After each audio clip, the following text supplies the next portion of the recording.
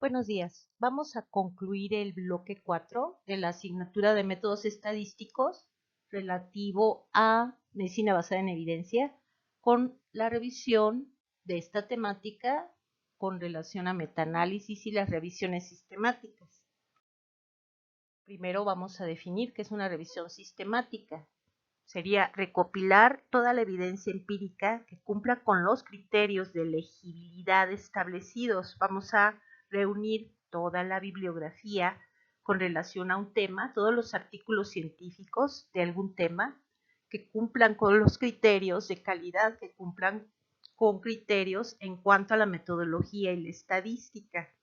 La revisión sistemática es un método sistemático y explícito que minimiza los sesgos con resultados fiables para extraer conclusiones y para la toma de decisiones. Las investigaciones científicas en las que la unidad de análisis son los estudios originales es este tipo de revisión, herramienta que sintetiza la información científica, incrementa la validez de las conclusiones e identifica áreas de incertidumbre. Es un paso previo a lo que sería el metaanálisis y está dentro de los niveles de evidencia en uno de los penúltimos escalones del modelo tradicional. Sin embargo, en el modelo nuevo, las revisiones sistemáticas y el metaanálisis son los que van a realizar o van a tomar como punto de partida la revisión de toda la evidencia de estudios, tanto de casos y controles de corte, ensayos clínicos, todo lo que hubiera de evidencia científica. Las estrategias de la revisión sistemática es una búsqueda sistemática y exhaustiva de todos los artículos mediante criterios explícitos y reproducibles, la descripción de la metodología, síntesis e interpretación de los resultados. Vamos a realizar una serie de pasos que van desde la planeación, la selección, la extracción y la ejecución a través de plantillas, la discusión y la evaluación de los resultados. Y este es en sí un formato de publicación que podemos realizar. Existen diferencias entre una revisión narrativa y una revisión sistemática. Ambas tienen que ver con revisiones de la literatura. La diferencia es que en el caso de las revisiones narrativas no realizamos o no nos es de interés apegarnos al método científico, mientras que en el caso de las revisiones sistemáticas es indispensable. Por lo tanto, habrá mayor sesgo en las revisiones narrativas y en las decisiones que tomemos con relación a los artículos que consideremos de valor. Y en el caso del método científico, la incorporación del método científico en las revisiones sistemáticas, lo que estamos haciendo es precisamente evitar el sesgo y será un paso previo a investigaciones como el metaanálisis. En el caso de las narrativas, no son más de utilidad para elaborar, por ejemplo, capítulos de un libro. Las características de la revisión sistemática es la elaboración de un protocolo con métodos específicos. Registraremos ese protocolo en COSRAM para evitar las decisiones a posteriori.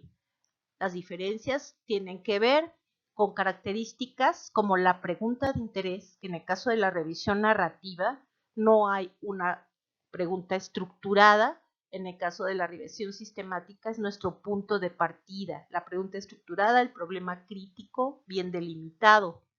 Otra característica es la búsqueda de artículos y sus fuentes, que en el caso de la revisión narrativa es no detallada y no sistemática, mientras que en la revisión sistemática será una búsqueda estructurada y explícita. La selección de los artículos nuevamente no es detallada en la narrativa, pero en el caso de la sistemática se realiza una selección basada en criterios explícitos uniformemente aplicados para todos los artículos.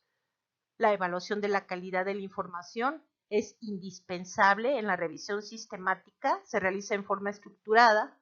La síntesis será el resultado final, un resumen cualitativo y cuantitativo. En el caso de la narrativa, únicamente se hace referencia a un resumen cualitativo. Y las inferencias, en el caso de la revisión sistemática, siempre serán con base en evidencia. En el caso de la narrativa, no siempre es posible que sea así.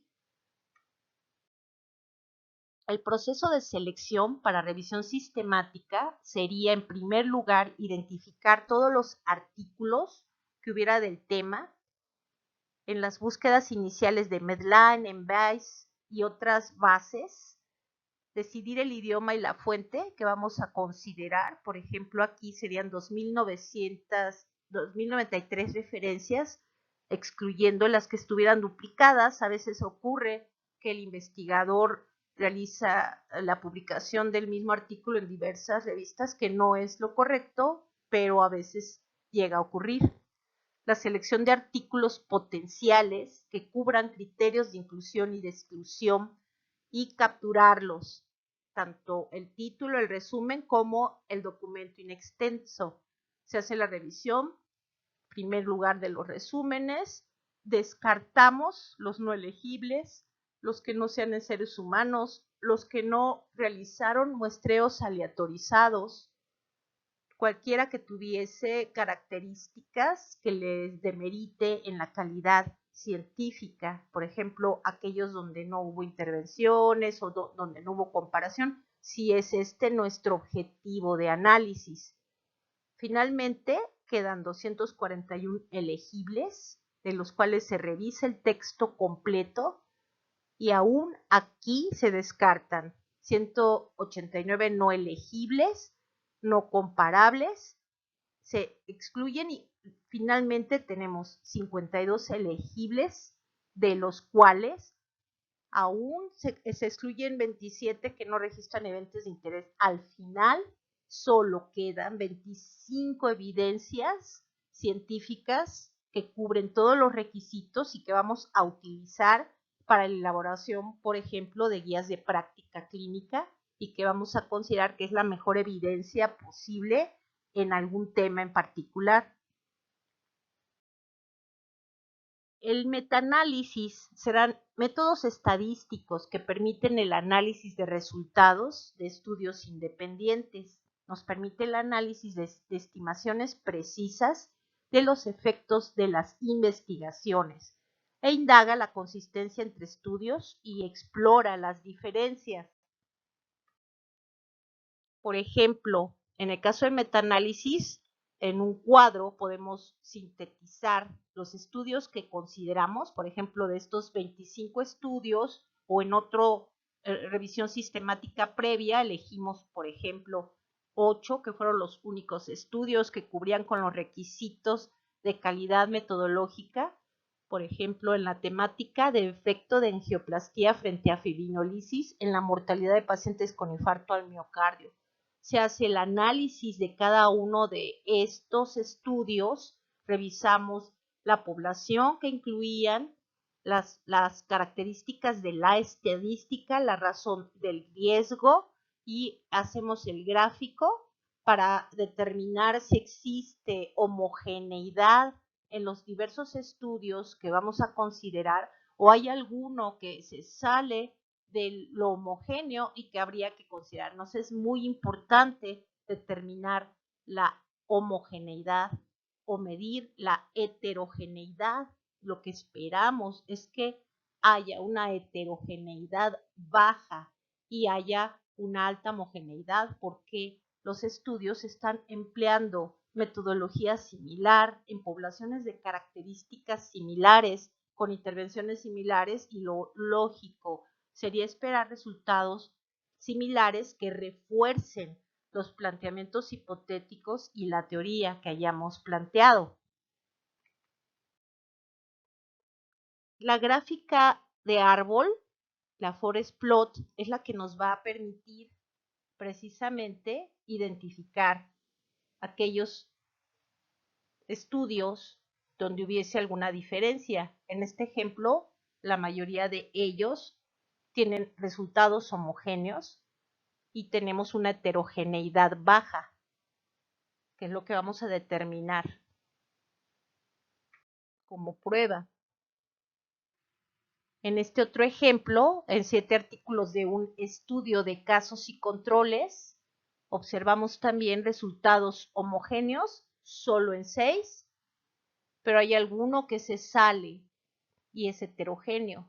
Ese que se sale lo vamos a descartar porque lo que esperamos es que haya resultados homogéneos. Si en dado caso revisaríamos las características para tratar de dar una explicación de esta situación de heterogeneidad. Lo que queremos es evitar el riesgo de los sesgos. Para ello, vamos a hacer las evaluaciones correspondientes. Los experimentos son evaluados con la herramienta de riesgo de sesgo de Cochrane por 2 investigadores de manera independiente y ciega. Van a revisar los artículos y van a evaluar todo lo que tenga que ver con sesgo para evitar la presencia del mismo. Por ejemplo, sesgo de selección, sesgo de funcionamiento, sesgo de detección, sesgo de desgaste, sesgo de reporte o algún otro tipo de sesgo. Ver si existe una generación de secuencia aleatoria, si hubo ocultamiento, es un estudio enmascarado, cegamiento doble ciego, en el caso de el participante y el personal, o triple ciego, cuando también el evaluador no conoce cuál fue la intervención, si el seguimiento fue completo o incompleto y cuál es el reporte de los resultados u otros sesgos. De esta manera ya realizamos la ponderación y determinamos el sesgo. Criterios de fortaleza de un artículo científico son a través de la escala de Newcastle de Ottawa. En el caso de investigación de corte, casos y controles, y el grupo Consort para los ensayos clínicos aleatorizados. El STROB es para estudios observacionales y el STAR para estudios de pruebas diagnósticas. La gráfica de árbol será nuestro esquema del efecto de cada estudio y tendremos un punto de estimación, que es el efecto medio, e intervalos de confianza, que es los extremos. Número de estudios revisados, significancia estadística y posibles cambios con el tiempo en los resultados. Otra gráfica, otra herramienta que podemos utilizar es la gráfica de embudo, que nos permite evaluar el sesgo de las publicaciones. Es más probable que se publiquen estudios con muestras numerosas porque habrá menor margen de error y resultados significativos. En un metaanálisis sin sesgo de publicación, el gráfico será simétrico, como en este ejemplo. Muchas gracias.